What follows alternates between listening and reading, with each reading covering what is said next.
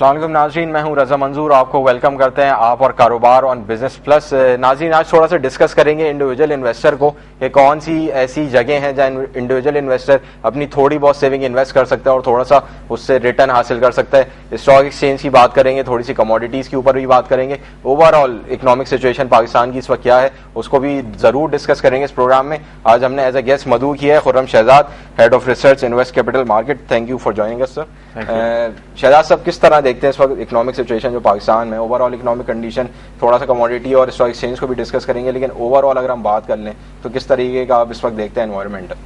देखें, economic point of view से या इकोनॉमी के पॉइंट ऑफ व्यू से अगर आप देखें तो अभी तो फिलहाल कोई इतनी इंकरेजिंग जो है वो पिक्चर नहीं है, वो वाइडली नोन है ये चीज़।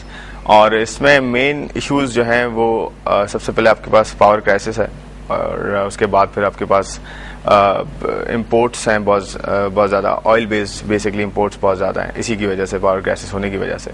और फिर करेंसी का भी जो है कोई इतनी स्ट्रेंथ नहीं है करेंसी में भी हमारी अभी भी, ऑल्दो स्टेबल तो है, बट अगर आप रियल टर्म्स में देखें तो अभी भी हमारी जो करेंसी की वैल्यू है वो इतनी नहीं है जितनी यहाँ पे होनी चाहिए। अच्छा, अब इसको थोड़ा स्टेबल कहेंगे आप, क्योंकि अगर कुछ इकोनॉमिस्ट से हम पूछते हैं, बात करते हैं एनालिस्ट से, वो कहते हैं कि ऑलमोस्ट 65-67 पे स्टैंड करना चाहिए था हमारा रुपी, 85 पे 87 पे ट्रेड करता है, तो ये आप कहेंगे स्टेबल है थोड़ा सा? क्योंकि अगर रिपोर्ट्स जो आती हैं एक मरतबा 85-87 को रीच कर ही गया, अब आज ही की रिपोर्ट है कि जो है वो ऑलमोस्ट 0.5% ही बढ़ा है डॉलर के मुकाबले में, तो स्टेबल कहेंगे आप इसको? देखें, 65 से 85 पे आना ये जो है चेंज था बड़ा, और ये कोई 1-2 महीने में नहीं हुआ। ऑफ कोर्स ये ओवर द स्पैन ऑफ 1.5 से 2 साल अगर आप देखें उसमें हुआ है, और अगर 1.5-2 साल में ये चेंज हुआ है या 3 साल लगा लें इसमें अगर इतना चेंज आया है, और अभी आपके पास 1 साल से जो है इसी जो है वो जो सतह है इसके अराउंड चल रहा है, तो मेरे ख्याल में इसको स्टेबल कहना ही ज़्यादा बेहतर रहेगा। अब देखें, वॉलेटिलिटी बहुत कम है, जिस तरह पहले थी वॉलेटिलिटी वो काफ़ी ज़्यादा थी, सब वॉलेटिलिटी काफ़ी कम है, ₹1 के बैंड में ज़्यादा रुपये ट्रेड करता है। तो मैं इकोनॉमिक सिचुएशन की हम बात कर रहे थे, तो पहले तो पावर क्राइसिस है, फिर उसके बाद आपके पास इन्फ्लेशन बहुत ज़्यादा है, क्योंकि अब दूसरे कंट्रीज़ में जो है इतनी महंगाई शायद नहीं है और इतना ही ज़्यादा इंटरेस्ट रेट्स जितने हमारे यहाँ इतने नहीं है। तो ये 3-4 ऐसी बड़ी चीज़ें हैं जो ओवरऑल इकोनॉमिक ग्रोथ को हैम्पर कर रही हैं। और गोइंग फॉरवर्ड हमारी जैसी इकोनॉमी जिसके डेमोग्राफिक्स बहुत वाइब्रेंट है, बहुत ज़्यादा डायनेमिक है, और यहाँ पे यंग जो पॉपुलेशन है वो रिलेटिवली बहुत ज़्यादा है। अगर आप पूरे इमर्जिंग मार्केट में देखें, चाइना, इंडिया, पाकिस्तान, अगर इन तीनों की बात कर लें, ऑल्दो हमारा कंपैरिजन अब तो नहीं रहा चाइना इंडिया से, बट स्टिल अगर आप देखें क्योंकि रीजन में है, तो चाइना की जो पॉपुलेशन है उसमें जो यंगस्टर्स हैं वो ये कह लें कि 50% ऑफ कोर्स नहीं है, हमारा 50% से ज़्यादा जो है वो यंगस्टर्स हैं, उनके 30-40 इस तरह के जो है अराउंड है, और इंडिया के भी 40s में 45-50 के पास है, लेकिन हमारे अबव 50% जो है वो यंगस्टर्स हैं। और हमारे यहाँ इस वक्त ग्रोथ जो है, पोटेंशियल जो है बहुत ज़्यादा है, उसे टैप नहीं किया गया इतना। इंडिया, चाइना 8-8, 9-9, 10-10% से ग्रो कर रहे हैं कंसेक्यूटिवली। तो हमारे यहाँ जो इश्यूज हैं, जैसे पावर की हमने बात की, फिर उसकी वजह से फिर आपके पास सब्सिडीज, फिर इन्फ्लेशन, फिर इंटरेस्ट रेट्स, और फिर इन्वेस्टमेंट का ना होना, फिर लॉ एंड ऑर्डर के इश्यूज, ये 4-5 ऐसे बड़े फैक्टर्स हैं। इनको अगर ऐसा रिजॉल्व किया जाए या कुछ पॉलिसीज वगैरह इस तरह की बनाई जाए कि गोइंग फॉरवर्ड ग्रेजुअली इन चीज़ों को कम किया जाए, और जो ये कह लें कि जो सपोर्टिंग फैक्टर्स हैं या जो ग्रोथ को सपोर्ट करते हैं उनको बढ़ाया जाए, यानी कि सबसे पहले इन्फ्लेशन को कम किया जाए, फिर उसके बाद इन्वेस्टमेंट को जो है वो प्रमोट किया जाए। इस तरह की पॉलिसीज भी हैं, बट हमारा क्योंकि लॉ एंड ऑर्डर के इश्यूज इतने हैं कि हमारे पास जो इन्वेस्टर आता है वो इतना ज़्यादा जो है वो कॉन्फिडेंट नहीं होता। तो इन्वेस्टमेंट सबसे बड़ी चीज़ होती है ग्रोथ को जो है वो बढ़ाने के लिए, उसी से लिंक्ड है एम्प्लॉयमेंट, उसी से लिंक्ड है आपकी जो है वो ग्रोथ, और उसी से लिंक्ड है आपकी इन्फ्लेशन का नीचे आना भी। तो जितनी ज़्यादा इन्वेस्टमेंट होगी, जितनी कम इन्फ्लेशन होगी, जितने इंटरेस्ट कम होंगे, उतनी इन्वेस्टमेंट ज़्यादा होगी। खुर्रम साहब, आपने बात की कि हमारा जो यूथ है वो ऑलमोस्ट 60-70% जो है वही कैलकुलेशन है कि हमारा यूथ है, उसको हम यूटिलाइज कर सकते हैं। लेकिन आपने जो बातें इस वक्त जो है निशानदेही जिनकी की है कि हमारे पास पावर क्राइसिस है, डेमोग्राफिक्स हमारी ऐसी हैं कि जिसकी वजह से हमें सफ़र करना पड़ता है, लॉ एंड ऑर्डर की सिचुएशन, तो करीब में तो ये सूरत हाल सुधरते हुए नजर नहीं आ रही, तो क्या हमारी इकोनॉमी इसी पटरी पर चलती रहेगी?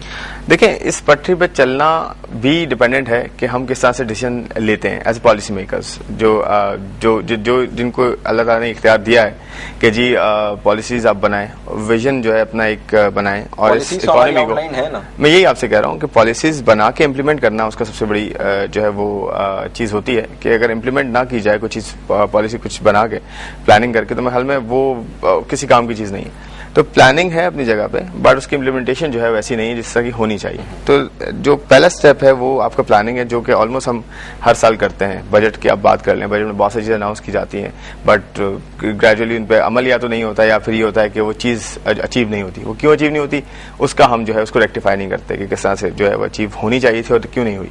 फिर इम्प्लीमेंटेशन है पॉलिसीज की, कितना इफेक्टिव इम्प्लीमेंटेशन है, हर साल पे उसको जो है वो पूरा रिव्यू किया जाए कि जी इम्प्लीमेंटेशन जिस तरह से हमने कोई इन्वेस्टमेंट के टारगेट्स रखे थे, एक्सपोर्ट्स के टारगेट्स रखे थे, या फिर दूसरे जो इकोनॉमिक इंडिकेटर्स हैं उनके टारगेट्स रखे थे, वो अचीव क्यों नहीं हुए। जिस तरह कि अगर 4% of GDP last year realistic of course नहीं था, और फिर फ्लड भी आया, उसके बाद भी रिवाइज थोड़ा सा किया गया, और फिर आईएमएफ के साथ हमारे और जो मल्टीलेटरल डोनर्स हैं उनके साथ हमारे ताल्लुकात जो है वो खराब होते हैं और हमें फंडिंग नहीं मिलती।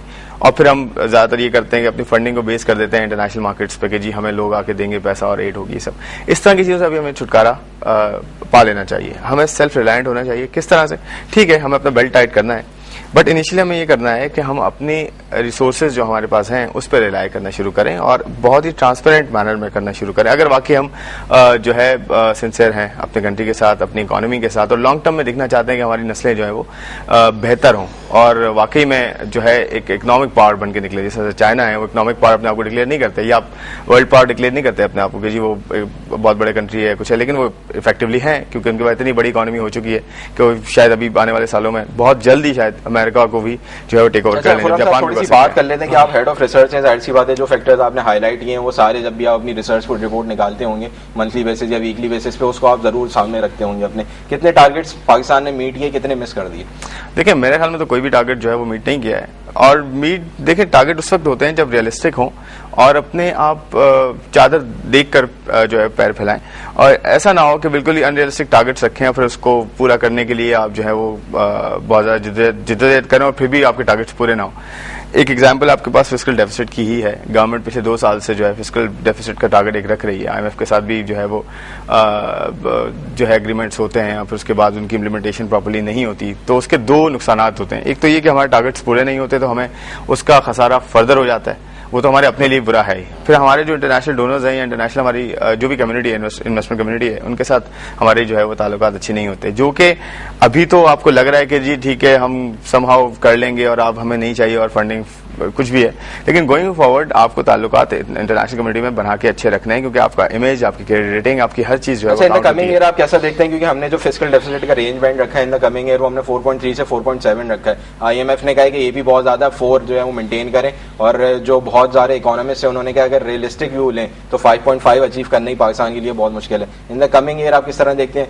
इंटरनेशनल जो हमारी एड है वो आएगी नहीं आएगी, किस तरीके से देखते हैं? देखिए अभी भी गवर्नमेंट ने ये किया है कि इस साल जो है और लास्ट ईयर भी टू एन एक्सटेंट काफी जो है गवर्नमेंट ने लोकल जो मार्केट्स हैं या ये कह लें कि जो लोकल चैनल्स हैं, डोमेस्टिक जो सोर्सेस हैं, उससे जो है फंडिंग ज्यादा रेज करने की जो है वो प्लानिंग की थी, और इस साल भी ये हुआ है। बट लास्ट ईयर आपने देखा फॉर एग्जाम्पल टी बिल्स की हम बात करते हैं, टी बिल्स जो है वो 3 टाइम्स गया टारगेट से भी, टारगेट जो रखा था उसका 3 टाइम्स से भी ज्यादा का पैसा जो है वो उठाया गवर्नमेंट ने।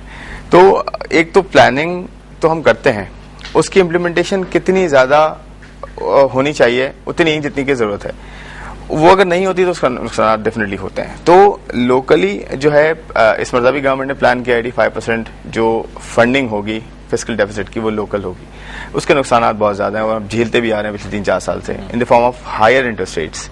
हर साल आपके इंटरेस्ट रेट जो हैं ऊपर ही रहते हैं, नीचे नहीं आते। दूसरी चीज ये है कि आपका जो डेफिसिट है, डेफिसिट में हमेशा गवर्नमेंट ये करती है कि 4% रख लें और 4.5 रख लें, और जी फिर करती डबल कर देती है या फिर डबल से थोड़ा कम कर देती है समहाउ नंबर्स को जो है आगे पीछे करके। तो रियलिस्टिक टारगेट्स की फिर मैं वही बात करूंगा कि आप अपनी इकोनॉमी को देखें। आपके पास फ्लड आ गया है, उसके बावजूद आपके पास प्राइसेस बहुत अच्छी हुई हैं, आपकी प्रोडक्शन बहुत बेहतर हुई है, आपकी प्रोडक्शन की वैल्यू 30s में बढ़ी है, 30% से ज्यादा से आपकी प्रोडक्शन की। आप लाइव स्टॉक देख लें, आप माइनर क्रॉप देख लें, आप मेजर क्रॉप्स देख लें, सब में आपकी 30s में जो है ग्रो हुई है डिस्पाइट दिस फ्लड और उसके नुकसान जितने भी थे। तो आपके पास प्लानिंग का जो है वो आप कर लेते हैं, लेकिन आपके इम्प्लीमेंटेशन का फुकदान है और रियलिस्टिक बजट बनाने का जो है वो फुकदान है। दूसरी चीज ये कि यहाँ पर पॉलिटिकल कंसर्न्स बहुत ज्यादा जो है वो सामने रखे जाते हैं, पूरी दुनिया में होता है, ऐसा नहीं है कि पॉलिटिकल कंसर्न्स नहीं रखे जाते, बट यहाँ पे इकोनॉमिक इश्यूज को आउटवे कर दिया जाता है, या ये कह लेंगे ओवर शैडो कर लिया जाता है विथ पॉलिटिकल जो है आपके जो भी कंसर्न्स होते हैं, या पॉलिटिकल आपके जो भी पर्पसेस होते हैं उसकी वजह से। तो रियलिस्टिक टारगेट्स रखें, ठीक है 6% अगर हम करते हैं तो 6% रखें, उसके साथ साथ जिस चीज की जरूरत है उससे किया जाए, यानी कि इन टैंडम चीजें चलानी चाहिए। आपके पास टैक्स टू जीडीपी बहुत कम है, आप टैक्स लगाएं,